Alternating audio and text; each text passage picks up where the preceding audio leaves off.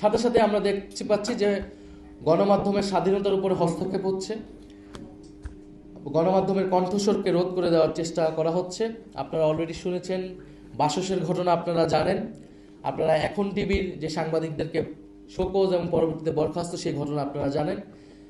আমরা মনে করি যে ভিন্ন মত থাকবে, সংবাদপত্রের কাজই হচ্ছে, গণমাধ্যমের কাজই হচ্ছে প্রশ্ন করা। সেখানে আমরা চাই না যে কোনো দলীয় গণমাধ্যম ফ্যাসিস্ট সময়ের মতো কোনো দলীয় গণমাধ্যম হোক, কিন্তু আমরা ইতিমধ্যে সেই প্রবণতা দেখতে পাচ্ছি। আমরা আশা করব এটা এই মুহূর্ত থেকে এটা বন্ধ হবে, গণমাধ্যম স্বাধীনভাবে কাজ করবে এবং নির্বাচনে বা বিগত সময়ে কে কোন দলের পক্ষে কাজ করেছে এটা বিষয় না। সংবাদ মাধ্যম বা গণমাধ্যম বস্তুনিষ্ঠভাবে, সাংবাদিকরা নিরপেক্ষভাবে কাজ করবে, এটা আমরা সাংবাদিকদের কাছ থেকেও সেই দায়িত্বশীল আচরণ আশা করি। সবসময় বলে এসেছি, সরকারের কাছ থেকেও আমরা সেটা আশা করব।